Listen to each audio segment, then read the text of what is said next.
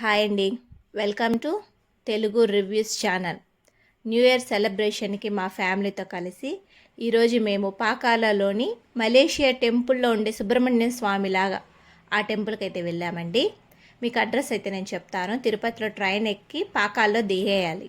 దిగేసినాక auto 10 rupees charge తీసుకుంటున్నారండి. Share ఆటోలు ఉంటాయి.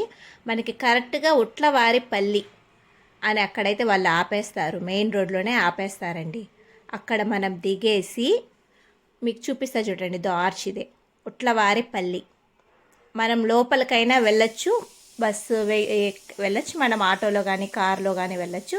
కానీ నేనైతే సరదాగా మా ఫ్యామిలీతో కలిసి నడుచుకొని వెళ్ళానండి. ఒక 10 మినిట్స్లో అయితే మనము టెంపుల్కి అయితే చేరుకోవచ్చు. కాబట్టి ఆ చల్లటి ప్రాంతంలో అయితే మేమైతే నడుచుకొని పోతూ ఉన్నాము. మీకు చూపిస్తా చూడండి ఎంత బాగున్నదో. అక్కడ వ్యూ కూడా చాలా బాగుంది. అసలు మనకి ఎట్లా అంటే ఒక పల్లెటూరు వాతావరణంలోకి వచ్చినట్టుగా అంత ఫీల్ అయితే ఉండదండి. చాలా అయితే చాలా బాగుంది. ఉట్లవారిపల్లి, పాకాలలోని ఉట్లవారిపల్లి దొండి మనకి దేవుడి రోడ్లో నుంచే మనకి దేవుడైతే కనిపిస్తాడండి, సుబ్రహ్మణ్య స్వామి. మళ్ళీ దర్శనానికి అయితే వచ్చినాము. మనకి మెయిన్లోనే ఉంటారు దేవుడు.